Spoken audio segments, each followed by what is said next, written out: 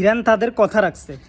যুক্তরাষ্ট্র ভাবছিল যে ইরানের উপর সে আক্রমণ করলে ইরান ভয়ে চুপ হয়ে যাবে, কিন্তু সে ভালোভাবে জানে না যে যারা প্রকৃত মুসলমান, যারা জন্মগ্রহণ করছে শহীদ হওয়ার জন্য, যাদের বেঁচে থাকার চেতনাই হচ্ছে যে শহীদ হওয়া, তাদেরকে কখনো ভয় দেখানো যায় না, তাদেরকে কখনো দমিয়ে রাখা যায় না। এই যে ইরান আপনার কাতারে আক্রমণ করলো মার্কিন সেনাঘাঁটিতে, তারপর ইরাকের মধ্যে আক্রমণ করলো মার্কিন সেনাঘাঁটিতে। আমি অপেক্ষায় ছিলাম যে কখন ইরান তার এই জবাবটা দিবে। অবশেষে আলহামদুলিল্লাহ ইরান তার জবাব দিছে। এটার জন্য ইরানের পক্ষে। এখন ইরানের বিরুদ্ধে গিয়ে কাতার অবস্থান করতেছে, কাতার নিন্দা জানাচ্ছে, তারপর ইরাক নাকি নিন্দা জানাচ্ছে। দেখেন কতটুকু নির্লজ্জ এরা।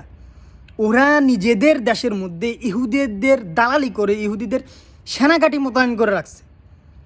আর এখন যখন ইহুদিরা মুসলিম দেশের উপর আক্রমণ করতেছে, মুসলিম দেশটা যখন ওই ইহুদিদের আস্তানা ধ্বংস করতেছে, তখন ওই মুসলিম শাসকরাই, মুসলিম সুলতান নামের আপনার হিজলারাই আবার মুসলিম দেশের বিরুদ্ধে কথা বলতেছে, ওদের বিরুদ্ধে নিন্দা জানাচ্ছে।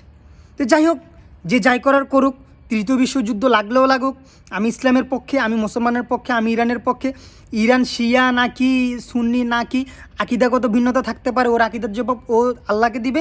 আমি একজন মুসলমান হিসেবে আমি সর্বদাই ইরানের পাশে আছি।